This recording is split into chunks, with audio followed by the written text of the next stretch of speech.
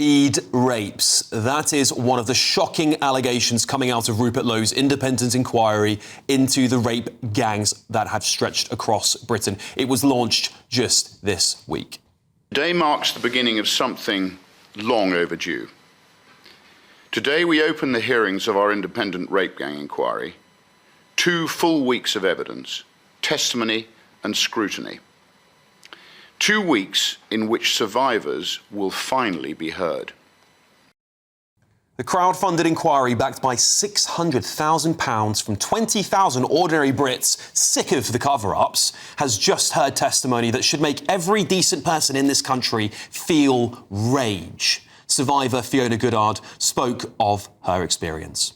There was a phone call once where she tried reporting me missing, and she said I was being picked up by Asian men and I was being abused. Now, the call handler said back to her, you can't describe them as Asian men because that's racist. You should just be glad your child is being taught a different culture. Well, she didn't mince her words, and she claims that gangs of predominantly second-generation Pakistani men and other mostly immigrant men targeted vulnerable, white, working-class girls. Here is a damning direct quote from rape gang survivor, that same one there, Fiona Goddard, at Rupert Lowe's rape gang inquiry. She said this: "Some Pakistani men celebrated the Islamic festival of Eid by raping young, white girls." Yes, you heard that correctly. Eid rapes, a religious holiday twisted into an excuse for barbaric sexual violence against British children. Marilyn Horne, CEO of Freedom from Abuse, said, "I've been called racist, I've been called all sorts of things. I don't care because I know I'm right. They are not interested in protecting our women, girls and boys because they quite like it in this country." She went further. "Some of these girls have been taken from pillar to post, raped in lay-bys on filthy mattresses in hotels, backs of taxis. This is across the country. It is endemic. It is everywhere. These are not animals. They're monstrous, barbaric, evil, vile men, and they have got no moral compass. None." That is damning, isn't it? There is no shadow of a doubt that this remains the biggest child abuse scandal in British history. Perhaps, realistically, the biggest scandal in British history. We must never, ever allow the guise of multiculturalism, the charade of it all, to ignore an epidemic like this in our country ever again. I hope, at the bare minimum, private prosecutions can be funded to take place so these survivors finally get the justice they deserve, and that those sick criminals pay for the hell they've unleashed on this country. And for those in power that have allegedly covered this up, there must be a hell of a price to pay for their betrayal of our children. We're living in a time of what feels like pretty significant social change, and it makes us question things that we've even taken for granted for decades. And one of those at the moment that people are wondering about is actually money. Is the money in your bank account safe? Should you be investing elsewhere? Are we looking at a potential global crash? What will it mean for your savings? Is there a way that you could be using your money that might be outside of government control even? Well, TallyMoney is potentially one solution. So I'm delighted to say that I'm joined today by the CEO and founder of TallyMoney, Cameron Parry. What is TallyMoney? Well, at TallyMoney, you basically get gold you can spend. So we give people an individual account in their name, everyday account. They get a sort code, an account number. They use that account just like they would pounds from their bank, but it's milligrams of gold that we brand as Tally. Okay. Why would you do that, though? What is the benefit to the customer instead of just having a normal pound sterling account? Gold's performance against the pound is above 11% per annum over the last 25 years on average. But we still need money in our daily lives, and we have savings. We know that it's good common sense and prudent to save up for things, not just live in credit. Whether it's a holiday or a rainy day, your retirement planning, you need to have money in your life, basically, that you can rely on, that's dependable, that nobody meddles with, that nobody can weaponize against you, which is another element of government control when it's the government currency, which we could talk about another time. And it should be pretty simple and straightforward, and that's what we deliver at Tally. And really, we just want people to feel safe and happy with their money. There was a time when the bigger your bank balance, the more confident you felt. Now it's like, I need to do something with it. I can't leave it there. In Tally, you can. Okay, brilliant. Cameron Parry from TallyMoney, thank you so much. Thank you, Bev.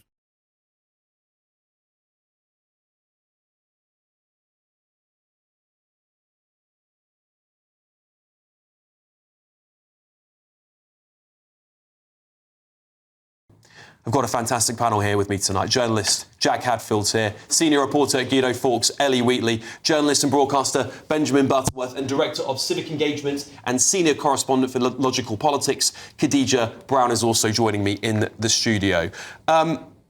Jack, you've covered a lot of protests on this issue, so I'll start with you. What's the sense on the ground for people across Britain now? Because there's a lot of protests against illegal migrants. Of course, this is a separate issue, but there's a big connection, isn't there? There's a feeling that people aren't being listened to time and time again. They're being called racist, they're being called whatever ism to shut them up. What's the feeling from people you speak to? Yes, I mean, for those who speak to, obviously most of them have been protesting about the migrant hotels. But as you said, this is all linked together. All of this is a problem with mass migration, and it's not just people who've come from the votes. As you said, lots of these were second-generation Pakistani men. And I've been reading some of the testimonies from the survivors. One of them said, that they wanted to take her back to Pakistan to meet their families, and is only able to get away with that because she didn't have a passport. How many young girls have been trafficked, not just in our own towns and cities, but have been trafficked halfway across the world, never to be seen again? We just don't know the sheer scale of this, and I think that's what has people really concerned. There have been obviously multiple cases where people have been actually prosecuted and put in prison for this, but we still don't know, just how bad this has been. So that's why this inquiry has been so valuable to begin with. Ellie, why is it quicker for someone like Rupert Lowe to launch an independent inquiry than the entire mechanisms of a bit of £1 trillion government that could really make this happen tomorrow if they wanted to? Rupert Lowe has totally put this Labour government to shame. I mean, this government didn't actually want an inquiry in the first place. The only thing that it's really succeeded in doing is actually upset victims. Let's not forget 4 of the victims quit the inquiry panel because they felt they weren't being listened to by so-called safeguarding minister Jess Phillips. So I think, if anything, this government should be listening to Rupert Lowe and these absolutely gutting and awful, appalling testimonies from these poor victims and going, actually, we need to do something about this properly, because at the moment, it doesn't seem like they're actually taking it that seriously. The Home Office has said, we are doing everything in our power to make sure this doesn't happen again. But what about bringing the guilty to justice? They don't seem to be focusing on that. Yeah. Khadija, if you don't mind me saying, you're quite an outspoken Muslim woman, right? You're very outspoken. There's a big charge against people here. And actually, one of the reasons why I love people like you is you're a dissenting voice. You're a voice that people can look to and say, actually, this is not something that everyone believes in from the Muslim community. And I want to highlight more of that on our channel, on our show. How do you feel this has impacted people across Britain? Do you feel that there is a rage building? And what kind of reception do you get? Because you're quite patriotic and proud, aren't you? I totally am patriotic and proud, and I feel very disappointed as a Muslim woman that not many Muslim people are speaking about this, and many of the Muslims are afraid to speak about this. I know that the majority of Muslims do not agree with what is happening, and they should condemn it, and there should be more investigation. But the thing is, most of the Muslim communities are very tribalist, and they follow the leaders, and we have tons and tons of Muslim MPs and mayors that are disregarding the whole situation, ignoring it. Especially London Mayor has ignored it over and over again. They could have used their platforms to create awareness, to condemn such behaviour, and call out the culprits from within, because many Muslims are very legally abiding citizens and they are very pro-Britain. But when the leaders are culprits, what do you expect them to do? They will stay quiet. And this is something that I am very vocal about. In order for us to have a very strong unity, we need to call out the culprits from within. And this is where Muslims needs to come in. They need to call out the rape gangs whether they're family or friends or imams in the mosque, they need to be called out. Enough covering up. If you want Islam to seem to be the religion of peace that is supposed to be, Muslims need to fix up and need to speak up against the culprits. Covering it up and burying your head in the sand ain't going to change nothing. But I'll tell you what will: accountability. Benjamin, that word accountability is very important because it has been the thing that is lacking for so long on this issue. Survivors constantly, throw the allegation of cover-ups. Even the Prime Minister in his report says that these things were not looked into because of fears of racism within the structures of government. Do you think enough has been done to break down those barriers and reverse the damage that this liberalism, this dangerous form of liberalism has had inside institutions in Britain? Well, I think the answer to that can only be no, because we're aware that there continues to be a problem. I think accountability is exactly the word I was thinking of, because the reason that these men were able to get away with this in these communities is because the people whose job it is to hold them accountable, police, local councils, they failed over and over again. So clearly there has been a problem in the Pakistani elements of these communities abusing that power because they were able to abuse it. And this doesn't denigrate that at all, but it is not unique to that. We have spent the week with ever more examples of the horrors in the Epstein files, and there is a similar thread, which is that vulnerable women were able to be abused because the people who should hold those paedophiles and perverts to account chose not to. And that's why I think that is the lesson that should be taken from both of these stories. Jack, is this a failure of the entire political class? Because, I want to be fair about this. The Conservatives had 14 years in power to have a national rape gang inquiry, and they didn't have one. Now, they're very vocal about having one, which I welcome, because I think we need as many voices as possible to call for this and to keep the pressure on the government to do it. But is it a failure of all colours?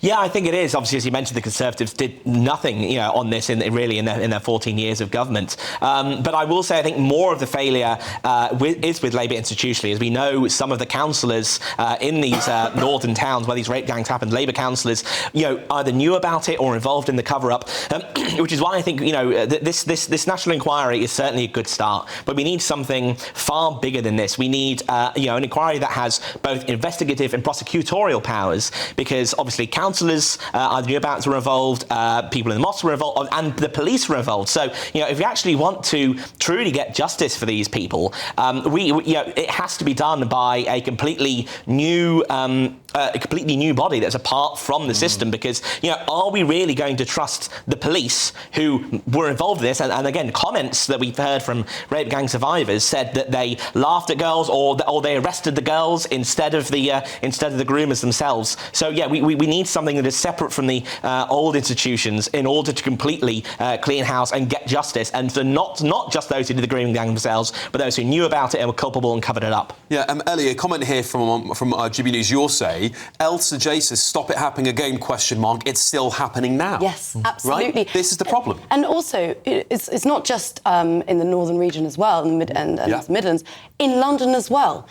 9,000 cases have been reopened into grooming gang scandals, and the Met Police Commissioner, Mark Rowley, was saying last year there's no serious problem. Sadiq Khan is still saying, well, what do you mean by a grooming gang? They're burying their head in the sand. It's absolutely horrific, and we need to hold them to account, as we were saying earlier. Khadija, they're using clever language, politicians, to get out of addressing the situation. Do you think there's something in actually more people just going, do you know what, we're not going to stop talking about this and we're going to use plain English to describe it? We use plain English here at GB News to discuss this topic. We call them rape gangs because that's exactly what they are. Many places want to censor that language because they think it's too difficult to hear. But actually, it's the truth, and that's what hasn't been spoken about for so long. Yes, of course, it's the truth. And this is why I do my nut when it comes to London Mayor. He has the potential to really change the whole situation and bring many culprits to hold them accountability and bring them to law, and he doesn't. Instead, he's playing these games with words, and I can't help but think, what is he protecting? Because as far as I'm concerned, a man who keeps talking about Islam and crying Islamophobia at every given opportunity is not really defending Islam, because his silence is is not absolving him from responsibility. He is a man who is aware of what's happening. He has a massive platform. He could be calling those out, and he could, with his influence, get all the imams of all the mosques to gather together to make their own little police or little inquiries to stop this from happening. Because let's face it, as a Muslim woman, I know it happens, and it happens over and over again. And I'm not going to sit down and lie to myself and say, no, they are anti-Muslims and they're just hating on Islam. It's a serious situation, and children are being hurt over and over again. And I personally do believe that my religion is a religion of peace, but those mayors and MPs and leaders that represent that Islam sure as hell make it seem to be one heck of a cult that protects the predators. It's time we take accountability. It's time those mayors and MPs either stand up and say, I will protect those little children, or you know what, back down. We don't need you. We can get people who are accountable. Benjamin, just this charge against Labour here, because this is, I hear this often, that it's Labour who is the most culpable political party for this entire epidemic. What would you say to that? Well, the Tories had a form of investigation which I think brought 20 suggestions, and not one of them was acted on. And who was the Women and Equalities Minister responsible for acting on them? Kemi Badenoch. And so I think, to some extent, playing politics with it is exactly what the victims have asked not to do. I think in London, you'd hope that Mark Rowley, who I think seems like quite a capable, decent head of the Metropolitan Police, would take any claims seriously. But of course, the Met Police itself has had institutional problems with sexual abuse. But this isn't to undermine any of the points made. But the avoidance of dealing with sexual abuse and predators is about power and accountability. And while that has evidently failed there are men in the media who are total perverts, who everyone knows they're perverts, who do it all the time, and people look the other way. It exists in all walks of life, and people should ask themselves why they look the other way. It is not unique to this example. All right, well, listen, I've got a right to reply here. A spokesperson for the Mayor of London told GB News it is not a cover-up, and instead, Sadiq has consistently been clear to the Met that no stone must be left unturned in pursuing justice for the victims of grooming gangs and ensuring the vile perpetrators are brought to justice. A Home Office spokesperson also said the abuse of children by grooming gangs is one of the most horrific crimes imaginable. We will do everything in our power to ensure these crimes never happen again.